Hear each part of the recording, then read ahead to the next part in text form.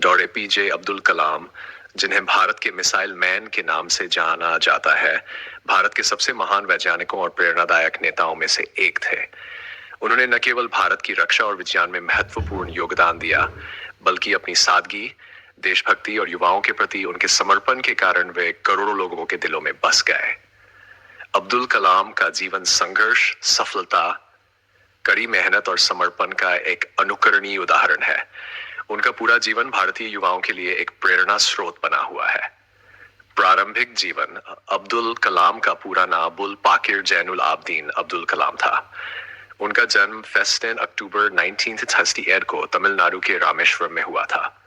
उनका परिवार आर्थिक रूप से समृद्ध नहीं था और उनके पिता मछुआरों को नाव किराए पर देने का काम करते थे। उनके परिवार की आर्थिक स्थिति अच्छी न होने के बावजूद कलाम के माता पिता ने उनकी शिक्षा पर ध्यान दिया और उन्हें सदैव प्रेरित किया। कलाम बचपन से ही जिज्ञासु और मेहनती थे। वे अपने परिवार की आर्थिक मदद के लिए समाचार पत्र भी बांटते थे। अब्दुल कलाम की प्रारंभिक शिक्षा रामेश्वरम के एक छोटे से स्कूल में हुई। वे विज्ञान में गहरी रुचि रखते थे और उनके शिक्षकों ने उनकी इस जिज्ञासा को प्रोत्साहित किया। आगे की पढ़ाई के लिए उन्होंने तिरुचिरापल्ली के सेंट जोसेफ कॉलेज में दाखिला लिया, जहां से उन्होंने भौतिकी में स्नातक किया। इसके बाद वे मद्रास इंस्टीट्यूट ऑफ टेक्नोलॉजी गए, जहां से उन्होंने एरोनॉटिकल इंजीनियरिंग में डिग्री प्राप्त की। वैज्ञानिक करियर। अब्दुल कलाम का करियर भारतीय अंतरिक्ष अनुसंधान संगठन फरो और रक्षा अनुसंधान एवं विकास संगठन DRDO के साथ जुड़ा रहा।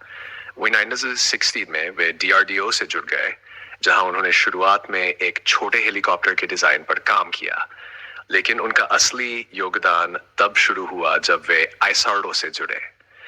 आइसरो में उन्होंने भारतीय सैटेलाइट लॉन्च हेवी के विकास में महत्वपूर्ण भूमिका निभाई। 1903 में भारत ने पहली बार स्वदेशी सैटेलाइट लॉन्च वाहन के माध्यम से रोहिणी उपग्रह को अंतरिक्ष में सफलतापूर्वक स्थापित किया। यह भारत के लिए एक ऐतिहासिक क्षण था और इसमें अब्दुल कलाम का योगदान अमूल्य था। अब्दुल कलाम को उनके वैज्ञानिक कार्यों के लिए मिसाइल मैन का खिताब मिला, क्योंकि उन्होंने भारत के स्वदेशी बैलिस्टिक मिसाइल और प्रक्षेपास्त्र विकास में अग्रणी भूमिका निभाई। उनके नेतृत्व में अग्नि और पृथ्वी जैसी मिसाइलों का सफल परीक्षण हुआ, जिससे भारत की रक्षा क्षमता में अभूतपूर्व वृद्धि हुई। 1992 में पोखरण में हुए परमाणु परीक्षण में भी कलाम ने एक महत्वपूर्ण भूमिका निभाई, जिससे भारत ने खुद को परमाणु संपन्न देशों की श्रेणी में शामिल कर लिया। राष्ट्रपति कार्यकाल 2002 में भारतीय जनता पार्टी और विपक्षी दलों के संयुक्त समर्थन से अब्दुल कलाम भारत के 11वें राष्ट्रपति बने। राष्ट्रपति पद पर रहते हुए कलाम ने कभी भी अपने वैज्ञानिक दृष्टिकोण को नहीं छोड़ा। वे हमेशा भारत को एक विकसित राष्ट्र बनाने का सपना देखते थे और इस दिशा में काम करते रहे। उनका राष्ट्रपति कार्यकाल बहुत लोकप्रिय रहा और उन्हें जनता का राष्ट्रपति कहा जाता था। उनकी सरलता, सादगी और ईमानदारी ने उन्हें जनता के बीच अत्यधिक प्रिय बना दिया था। राष्ट्रपति रहते हुए भी कलाम युवाओं से जुड़े रहे। उन्होंने हमेशा छात्रों और युवाओं से संवाद किया और उन्हें बड़े सपने देखने और उन्हें पूरा करने के लिए प्रेरित किया। उन्होंने अपने भाषणों में सदैव इस बात पर जोर दिया कि भारत को एक मजबूत, आत्मनिर्भर और विकसित राष्ट्र बनाने के लिए युवाओं की शक्ति और उनके संकल्प की आवश्यकता है। प्रेरक व्यक्तित्व और लेखन। डॉ. अब्दुल कलाम न केवल एक महान वैज्ञानिक थे, बल्कि एक बेहतरीन लेखक और वक्ता भी थे। उनकी किताबें wings of fire, ignited minds और इंडिया टू गसना ने लाखों लोगों को प्रेरित किया। विंग्स ऑफ फायर उनकी आत्मकथा है, जिसमें उन्होंने अपने जीवन के संघर्ष, वैज्ञानिक उपलब्धियों और भारत के विकास के प्रति अपने दृष्टिकोण को साझा किया है। इस पुस्तक ने न केवल युवाओं को प्रेरित किया, बल्कि उन्हें अपने सपनों को साकार करने के लिए मार्गदर्शन भी दिया। इग्नाइटेड माइंड्स में उन्होंने युवाओं को उनके अंदर की असीमित क्षमता को पहचानने और उसका सदुपयोग करने के लिए प्रेरित किया। उनके अनुसार एक व्यक्ति अगर अपने लक्ष्यों के प्रति समर्पित और दृढ़ निश्चयी हो, तो वह दुनिया में कोई भी असंभव कार्य कर सकता है।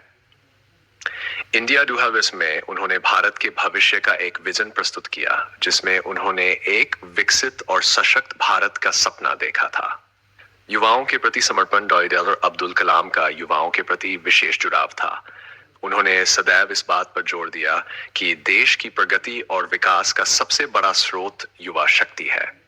उन्होंने अनेक विश्वविद्यालयों, कॉलेजों और स्कूलों में व्याख्यान दिए और छात्रों से सीधा संवाद किया। उनका मानना था कि अगर युवा सकारात्मक सोच के साथ काम करे और अपने अंदर की शक्ति को पहचाने, तो भारत को एक महान राष्ट्र बनने से कोई रोक नहीं सकता।